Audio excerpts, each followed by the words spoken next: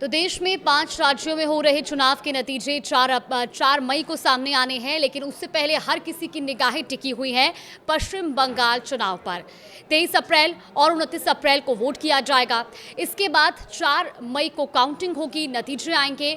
लेकिन उससे पहले जो चुनावी सरगर्मियां हैं वो तेज हो चुकी हैं और आज इसी पूरे विषय पर बातचीत करने के लिए हमारे साथ मौजूद है राजनीतिक विश्लेषज्ञ नवीन कुमार जिंदल जी। बहुत स्वागत है आपका न्यूज़ 18 पर। Thank you ji. Sir, Paschim Bangal चुनाव की जब हम बात कर रहे हैं, लगातार बीजेपी की ओर से भी दावा किया जा रहा है कि इस बार तख्ता पलट होगा पश्चिम बंगाल में। दूसरी तरफ ममता बनर्जी भी अब चुनाव का समय है तो उनको भगवान राम की याद आ गई है। तो किस तरह से आप देखते हैं पश्चिम बंगाल चुनाव में जिस तरह के अभी हालात बने हुए हैं? देखिए, पश्चिम बंगाल ना अब वहाँ के लोग तंग आ चुके हैं, आजिज़ आ चुके हैं। ओल्ड एज होम बनता जा रहा है। युवा वहाँ से निकल रहे हैं, बेरोज़गारी वहाँ पर है, चरम पर है बेरोज़गारी। वहाँ पर क्राइम इतना अधिक है कि ना तो रोज़गार बचे हैं, ना इंडस्ट्रियाँ बची हैं। पिछले 10 वर्षों में 2013 से अभी में अगर देखा जाए, 10-12 वर्षों में करीब 3 मिलियन रोज़गार कम हो गए। 30 लाख लोग पश्चिम बंगाल से पलायन कर गए नौकरी की तलाश में। और क्यों हुआ वो? वहाँ से बड़ी बड़ी इंडस्ट्रियाँ निकल गई। वहाँ कोई बड़े पश्चिम बंगाल एक समय में कलकत्ता देश की कैपिटल हुआ करती थी भारत की। हर बड़ा घराना कलकत्ता से हुआ करता था। अब वहाँ कोई रहना नहीं चाहता। सबसे पहले टाटा ने प्लांट नैनो का लेकर के जब आए तो उन्होंने पश्चिम बंगाल में लगाने के लिए कहा, लेकिन ममता बनर्जी ने लगने नहीं दिया। फाइनली वो गुजरात गए और वो गुजरात गए, उसके बाद फिर आज के समय गुजरात है, उत्तर प्रदेश है। वहाँ पर बड़ी बड़ी कंपनियाँ, विश्व की बड़ी बड़ी कंपनियाँ आ रही हैं। तो जहाँ कंपनियाँ बढ़ी जाएंगी, रोज़गार वहाँ सृजन होंगे। इसलिए पश्चिम बंगाल से लोग निकल रहे हैं। पश्चिम बंगाल में ना तो रोज़गार बचा है और ना शिक्षा का स्तर बचा है। अगर आप देखो तो एक आंकड़े के अनुसार 22-23 में 6.6 जो मेल हैं, यानी लड़के हैं, युवा हैं, छात्र, उन्होंने वहाँ से पलायन किया था और 4% के आसपास महिलाओं ने वहाँ से शिक्षा का छोड़ा था। लेकिन एक वर्ष में 24-25 में इसका आंकड़ा कहीं का 23-24 में कहीं का कहीं पहुँच गया।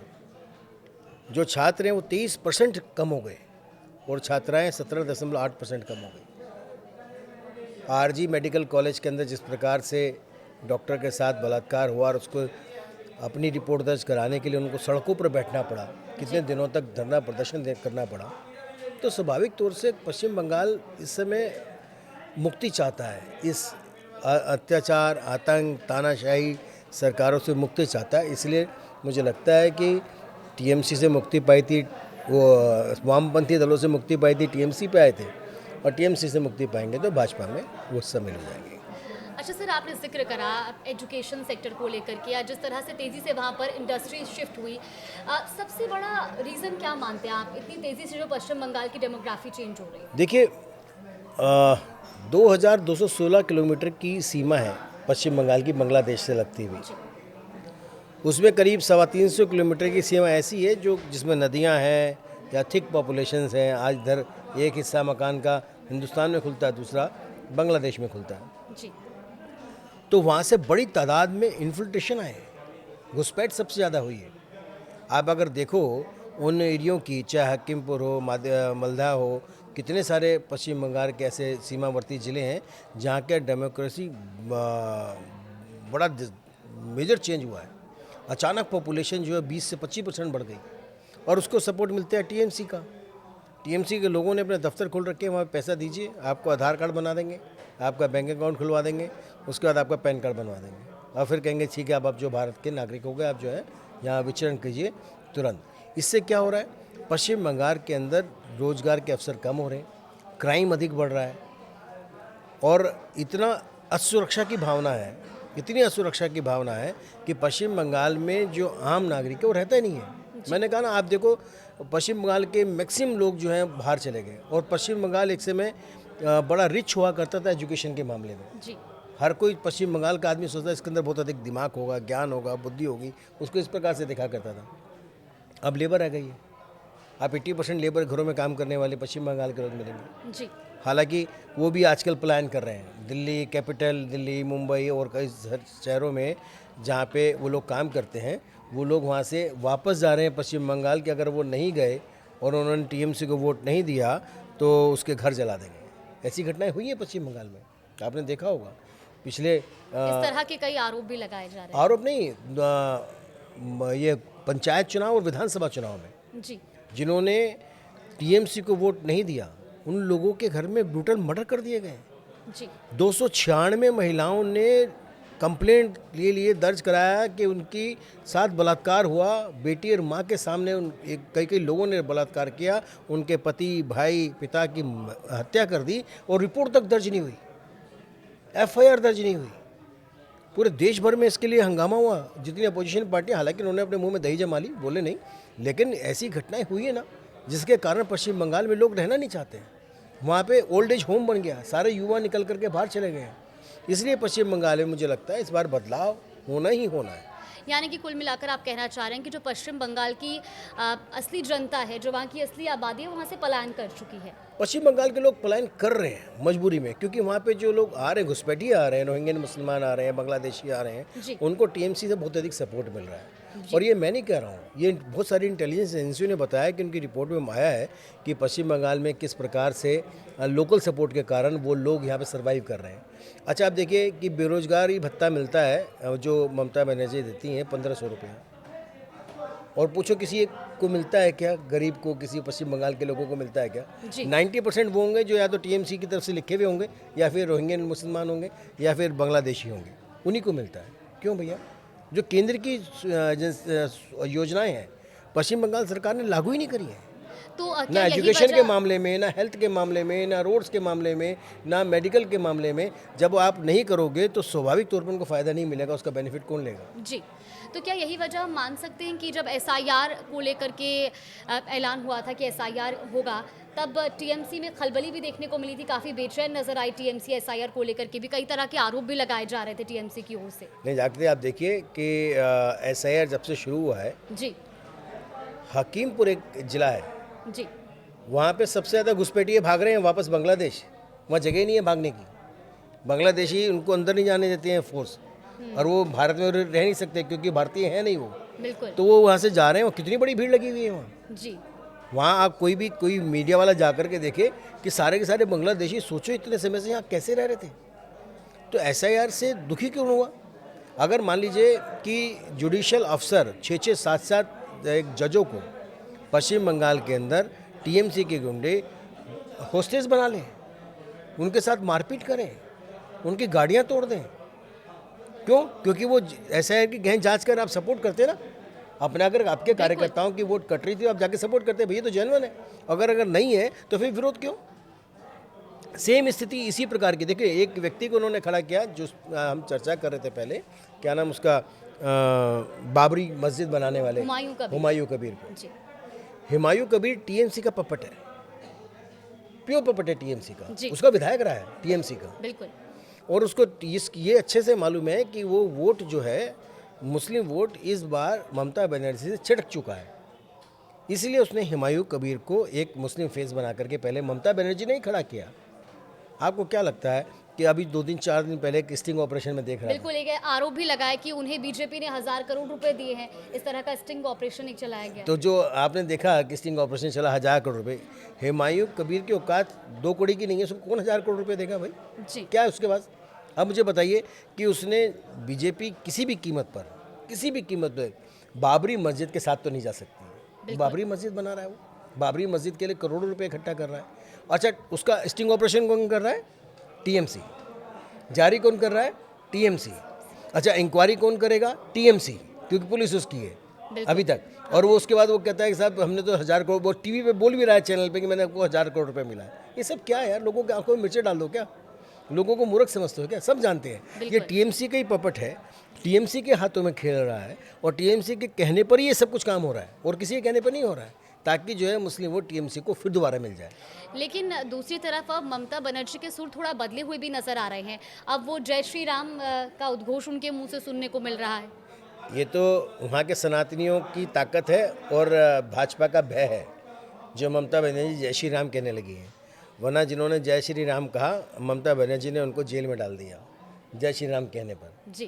तो बाद में तो कालनेमी को भी भगवान श्री राम याद आए थे, रावण को भी भगवान श्री राम याद आए थे, सुपर्णखा को भी याद आए थे, सभी को आए थे। जिसको अंतिम समय में अंतोगत्वा जहाँ जाना है, राम नाम सत्य है, सबको पता है, आखिर में वही याद आता है। तो ममता बनर्जी को भी आप समझ लीजिए भगवान राम अब याद आने लगे हैं, क्योंकि उनका समय आ चुका है सत्ता से जाने का, और इसीलिए उनकी शरण में जाना चाहती हैं। इसलिए आज समय है ममता बनर्जी के तानाशाह शासन को उखाड़ करके फेंकने का। पश्चिम बंगाल के अंदर लोग त्रस्त हैं, लोगों को पश्चिम बंगाल के अंदर मुक्ति चाहिए, और उसके लिए ममता बनर्जी जैसी तानाशाह आक्रांता का शासन, मैं कहूँ तो गलत नहीं होगा कि वो आक्रांता की तरह बिहेव करती है। जो उनको वोट ना दे मारा जाता है, पीटा जाता है। बताइए, एक करप्ट पुलिस ऑफिसर को बचाने के लिए डीजी को खुद पहुंच जाए ममता बनर्जी, फाइल चोरी करने चीफ मिनिस्टर पहुंच जाए। आप सोच सकते हो ऐसा होता है कहीं कि इंक्वायरी ना हो उससे पहले पहुंच जाए? ये क्या है?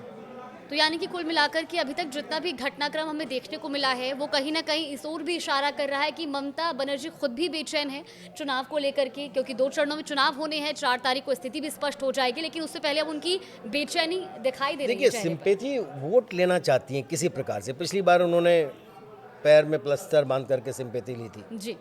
सिर्फ चुनाव तक ही चला प्लास्टर, और चुनाव के तुरंत बाद खत्म हो गया, जरूरत ही नहीं पड़ी उसकी। जी। ऐसी उससे पहले खेला हुए भी कि उन्होंने एक सिंपैथी लेने की कोशिश करी।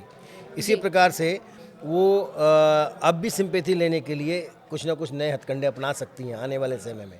कुछ भी कैसे, चुनाव से कुछ दिन पहले कह देंगे हमला हो गया, चुनाव से कुछ दिन पहले कह देंगे मेरे पर मारपीट कर दी, चुनाव से पहले कह देंगे देखो हुमायूं कबीर भाजपा पैसे दे करके मुसलमानों को बरकरार, कुछ भी कह देंगे। इस प्रकार के नए नए शगुफे बहुत सारे निकल करके आएंगे, लेकिन इससे अब वहाँ के लोग भ्रमित नहीं होंगे। पश्चिम बंगाल के लोग समझ गए हैं। जो मुझे बताओ कि लोग दिल्ली से, यूपी से, महाराष्ट्र से, पंजाब से, गरीब लोग जिनको 10,000 रुपये तनख्वाह मिलती है, लेबर क्लास का आदमी, वो टिकट लेकर के ट्रेन में जा रहा हो पश्चिम बंगाल, सिर्फ वोट टीएमसी को अगर नहीं पहुंचा तो उनके परिवार को घरों में आग लगा देंगे, इस भय से जा रहा हो। तो वो भय खत्म होना चाहिए, लोगों को पता चलना चाहिए। लोगों के अंदर देखो, भय कब खत्म होगा? जब हम चर्चा करेंगे। बिल्कुल। आज आप चर्चा कर रहे हो, ऐसे बहुत सारे लोग लगातार चर्चा कर रहे हैं, और जो ऐसी चर्चाएं हैं उससे जब लोग आपस में, पश्चिम बंगाल के लोग चर्चा करेंगे तो निश्चित तौर पर क्रांति आएगी। क्रांति तो चर्चा से ही आई है जी। आपसी बात और विवाद से, वार्तालाप से ही क्रांति की शुरुआत हुई है। तो मुझे लगता है पश्चिम बंगाल के अंदर इस समय क्रांति का समय है। पश्चिम बंगाल के अंदर तानाशाह क्रांताओं का शासन खत्म होना चाहिए और भाजपा जैसा सरकार आए ताकि राम राज्य बन सके। तो सर 4 मई को वैसे तो नतीजे साफ हो जाएंगे, कहाँ बदलाव हो रहा है, कहाँ पर रिपीटेशन हो रहा है। फिलहाल मैं मुख्य तौर पर असम और बंगाल की बात करूँ, आपका विश्लेषण क्या कहता है, कहाँ बदलाव होगा, कहाँ रिपीटेशन देखने को मिल सकता है? देखिए, असम में तो आप रिपीटेशन कह सकते हो, देखने को मिलेगा। तीसरी बार हैट्रिक लगने की संभावना है, क्योंकि वहाँ पे आमने सामने कुछ है ही नहीं, और रहा साहब पवन खेड़ा ने ऐसा बखेड़ा करा है वहाँ, बचा कुचा शासन ही खत्म करा है वो कांग्रेस की उम्मीद का। कांग्रेस वहाँ पे कुछ सीटें लेके भी आती तो वो असम की महिलाओं का ऐसा अपमान कर रहा है। एआई से जनरेटेड फेक पासपोर्ट बना करके पासपोर्ट बता दिया उन्होंने जी। और उसके बाद भागे भागे फिर रहे, ना पुलिस में गए ना कहीं गए। एक आसामी महिला का अपमान किया तो उसका तो जवाब उनको मिल गया, बैलेट बॉक्स में चला गया। अब जब नतीजे आएंगे तो आसाम में हो सकता है कि पहले से कुछ सीटें 30-40 सीटें कांग्रेस की आती तो वो भी कम हो जाएंगी जी। तो आसाम में तो निश्चित तौर पर भारतीय जनता पार्टी मुझे लगता है अच्छी बहुमत से सरकार बनाएगी। और ड्यू टू कांग्रेस, जो कांग्रेस की कमियों के कारण, नालायकी के कारण, कांग्रेस की बेहूदगियों के कारण। और रही बात पश्चिम बंगाल में तो सीधा सीधा मुकाबला टीएमसी और बीजेपी के बीच में है जी। और कोई दल नहीं है। बिल्कुल। वामपंथी दल, कांग्रेस, ये सब के सब वेंटिलेटर पे हैं, इनको कहीं कुछ नहीं मिलता। वेनेकुलर लेकर के भी ढूंढोगे तो 1 सीटें मिलेंगी, इसीलिए इनका बहुत अधिक महत्व नहीं है। बाकी रहा ओवैसी या ये हुमायूं कबीर, इनका ना पहले था ना अब है, इनको कोई पूछता नहीं है। बेशक टीएमसी इनको कुछ भी पीछे से बैकडोर से सपोर्ट करती रह जाए, तो टीएमसी कितनी भी कोशिश करे इस बार सरकार नहीं बचा सकती, ऐसा लगता है। जस्ट जो मास निकल कर के आ रहा है बाहर जी। जितने भय के बाद, इतने जुल्मों को सहने के बाद, क्योंकि आज़ादी की लड़ाई भी तो सबसे अधिक पश्चिम बंगाल के लोगों ने निकाल के लड़ी थी जी। वहाँ पे कभी रामकृष्ण परमहंस जी का जो आश्रम था, वहाँ से लोग ज्ञान की धारा लेकर के आते थे, ज्ञान का भंडार निकल करके लेके आते थे। आज वहाँ केवल रोहिंग्यन और आतंकवादियों के साथ में उनका बोलबाला है। तो वहाँ के लोग दोबारा से बंगाल को, बंगालियत को बचाने के लिए लड़ रहे हैं। उनको बंगालियत बचानी है, उनको चाहिए कि बंगाल में बंगालियत बचे, बंगाल के लोग बंगाल को ज़िंदा रख सकें। इसके लिए टीएमसी की छुटकारा पाना चाहते हैं और भाजपा को लाना चाहते हैं। अच्छा सर, एक सवाल राजस्थान को लेकर के पूछना चाहूँगी। हालांकि वहाँ पर चुनाव तो नहीं है, लेकिन एक बयान काफ़ी चर्चाओं में रहता है। अशोक गहलोत की ओर से कहा जाए या विपक्ष की ओर से कहा जाए, कई बार कहा जाता है कि भाई भजन लाल शर्मा तो हर बार दिल्ली के ही चक्कर लगाते रहते हैं। अब कल जब भजन लाल शर्मा ने एक जनसभा को संबोधित करा तो उन्होंने कहा कि बेशक मैं दिल्ली के चक्कर लगाता हूँ, लेकिन मैं वहाँ पर रिचार्ज करवाने नहीं चाहता, मैं विकास कार्यों की सौगात लेकर आता हूँ। देखिए, अशोक गहलोत जी उम्र में बहुत अधिक उम्र दराज हो गए, लेकिन आज भी वो जो है राहुल जी के बच्चे नहीं हैं। शादी उन्होंने ऑफिशियली नहीं करी है, वरना तो उनके भी पैर छुरे होते हो जी। तो वो तो जो है 10 जनपद के दरबारी है, तो वो तो दरबार से बाहर निकल नहीं पाए। तो उनको लगता है दिल्ली जो जाता है दरबार में जाता है, लेकिन दिल्ली में हर राज्य के मुख्यमंत्री या सचिव इसलिए आते हैं कि जो केंद्र की योजनाएं हैं उसको अच्छे से क्रियान्वित कर सकें।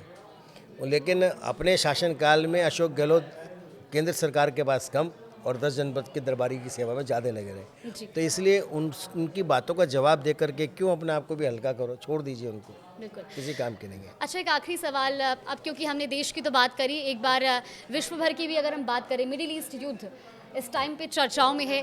पाकिस्तान हमारा पड़ोसी देश मध्यस्थता की भूमिका में अपने आप की पीठ थपथपा रहा है। हालांकि पहले दौर की पीस टॉक तो फेल हो गई है। इस पूरे घटनाक्रम को आप किस तरह से देखते हैं? देखिए, भारत वसुधैव कुटुंबकम की बात करते हैं हमारे देश के प्रधानमंत्री नरेंद्र मोदी, शांति की बात करते हैं। शांति कैसे भी आए, शांति होनी चाहिए, पीस की बात करते हैं। उन्होंने कभी नहीं कहा कि शांति लाने के लिए भारत ही अपना मोनोपोली दिखाए, वर्चस्व भारत का हो। किसी भी देश के माध्यम से आए, वो शांति आनी चाहिए। लेकिन आपको याद होगा 1992 से अमेरिका और ईरान के बीच टॉकिंग टर्म्स भी नहीं है। वॉशिंगटन में जो इस्लामाबाद का हाई कमीशन है जी, उसके माध्यम से, क्योंकि इस्लामिक देश होने के नाते पाकिस्तान, ईरान को कोई भी बात करनी होती थी अमेरिका को, तो थ्रू पाकिस्तान वाशिंगटन में जो उनका हाई कमीशन उसको थ्रू मैसेज दिया करता था जी, और वो उसी को रिप्लाई करते थे, फिर वो अमेरिका को मैसेज पहुंचा करता था। तो वो तो पहली पोस्टमैन की भूमिका में था, इससे बड़ा तो कुछ रहा ही नहीं है, इसीलिए उसको चुना गया है। तो इसलिए वो अपनी पीठ थपथपाए, कुछ भी करे, लेकिन पूरे विश्व में हर कोई जानता है कि पाकिस्तान एक आतंकवादी देश, आतंक की जननी है। बिल्कुल।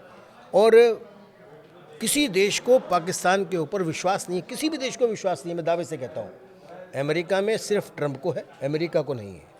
भारत में राहुल गांधी है, उनकी प्राइवेट लिमिटेड कंपनी के लोगों को है, इसके अलावा किसी को नहीं है। तो उस पर विश्वास किसको है? पाकिस्तान के लोगों को भी पाकिस्तान के प्रधानमंत्री पर विश्वास नहीं है। पाकिस्तान के लोगों को, पाकिस्तान के जो एयर चीफ मार्शल बने हैं मुनीर, उस पर भी विश्वास नहीं है, उसकी सेना को विश्वास नहीं है। तो जिन लोगों के अंदर अपने आप पर विश्वास नहीं है, उस पर क्या बात करेंगे? हमारे राहुल गांधी इसलिए खुश होते हैं, वो बार बार इसलिए इसकी चर्चा हो रही है। किसी विश्व में, किसी देश में चर्चा नहीं हो रही कि पाकिस्तान मध्यस्थता की भूमिका निभा रहा है, जबकि खाड़ी देश, 12 से ज़्यादा खाड़ी देश तो बहुत ज़्यादा प्रभावित है, वो भी चर्चा नहीं कर रहे हैं कि पाकिस्तान की इसकी कोई भूमिका निभा रहा है, उसमें क्या हुआ। केवल भारत में हो रही है। भारत में क्यों हो रही है? क्योंकि Rahul Gandhi and private limited company के जो उनके कुछ लोग हैं, उनको पाकिस्तान से इतना स्नेह है, किसी से नहीं है। पाकिस्तान नोटबंदी के बाद हार्ट अटैक हुआ था, तब से वो परेशान है, और भारत में नोटबंदी का जिक्र बार बार राहुल गांधी और उसके लोग करते हैं, क्योंकि ये भी परेशान है। और पाकिस्तान अपनी पीठ थपाता है कि वो मध्यस्थता की भूमिका में है, और भारत में कांग्रेसी उसकी पीठ थपथपाते हैं, क्योंकि उनको लगता है कि उनका चमचा जो है वो कुछ कर जाएगा। इसलिए उस पर चर्चा क्या करनी, लेकिन शांति होनी चाहिए, किसी भी कीमत पर शांति होनी चाहिए, क्योंकि गल्फ से, वहाँ से निकलने वाला ऑयल और रासायनिक गैस, इसकी पूरे विश्व को आवश्यकता है। बिल्कुल। और उस पर किसी एक का अधिकार, आधिपत्य नहीं होना चाहिए, ये सबके लिए साझा है। बिल्कुल। तो यानी कि कुल मिलाकर के अभी जो वैश्विक स्तर पर युद्ध जैसे हालात बने हुए हैं, उसमें शांति से काम लेना एक रणनीति का हिस्सा मान के चलिए। शांति ही समाधान है, आप जी। कुछ भी लगा लीजिए, आप 200 दिन युद्ध कर लीजिए, 2 साल कर लीजिए, 10 साल कर लीजिए, फाइनली लास्ट में तो समझौता ही होगा। बिल्कुल। अच्छा, यानी कि आप भारत की आप शांति मुझे भी ये बताइए, एक रणनीति का हिस्सा है। मुझे बिल्कुल है ना जी, हम अपने पड़ोसी को तो नहीं बदल सकते ना। बिल्कुल। अब नालायक है, निकम्मा है, मूर्ख है, वो किसी काम का नहीं है, लाचार है, बेकार है, लेकिन है तो पड़ोसी, कैसे बदलेंगे बताइए? बिल्कुल। कम होता जाएगा, जैसे कि ये पाक ऑक्यूपाइड कश्मीर भारत में आ जाएगा, बलूचिस्तान अलग बन जाएगा, तो पाकिस्तान ये मान सकता हूँ छोटा सा डिस्ट्रिक्ट की तरह रहे, लेकिन रहेगा तो पाकिस्तान ही, उसका नाम अगर जब तक वो रहेगा तब तक पाकिस्तान रहेगा। ख़त्म हो जाएगा तो कुछ और बात है, लेकिन रहेगा तो पड़ोसी। बिल्कुल। तो देखिए, आप सुन रहे थे राजनीतिक विश्लेषज्ञ नवीन कुमार जिंदल जी को, जिन्होंने तमाम मुद्दों को लेकर के अपनी बातचीत रखी, फिर चाहे पश्चिम बंगाल की बात हो, चुनाव को लेकर के बातचीत हो, या फिर मिडिल ईस्ट में जारी युद्ध को लेकर के। उनका कहना है कि भारत का शांत रहना भी एक बड़ी रणनीति का हिस्सा है। फिलहाल आगे भी इस तमाम मुद्दे को लेकर के बातचीत करेंगे, लेकिन फिलहाल हमारे इस आज के पॉडकास्ट में इतना ही। बहुत शुक्रिया सर आपका हमारे साथ जुड़ने के लिए और इन तमाम मुद्दों पर हमारे दर्शकों तक जानकारी साझा करने की।